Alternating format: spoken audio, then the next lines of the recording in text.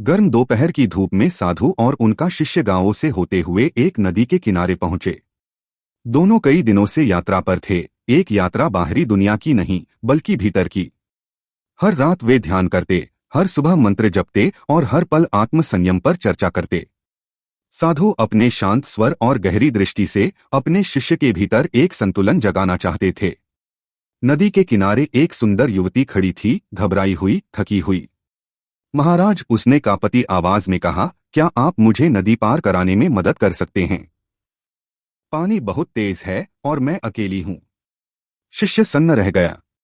मन में गुरु के उपदेश गूंज उठे, इच्छाओं पर नियंत्रण, दूरी, संयम। वह पीछे हट गया, लेकिन उसके गुरु ने एक पल भी नहीं गवाया।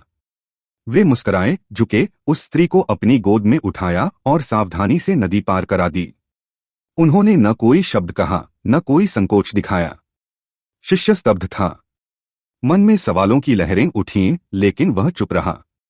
2 दिन बीत गए। वह सवाल भीतर ही भीतर पकता रहा, जैसे कोई नासूर।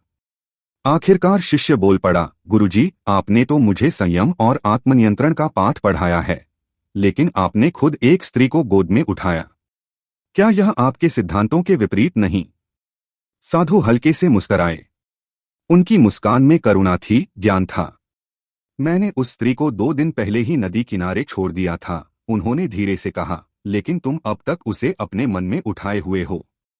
जहां तुम्हें उसकी सुंदरता ने बांध लिया, वहीं मैंने सिर्फ उसकी जरूरत देखी थी। आत्मसंयम मतलब स्थितियों से भागना नहीं, बल्कि उनके बीच रहते हुए भी निर्लिप्त रहना है। शिष्य की आंखें भर आईं।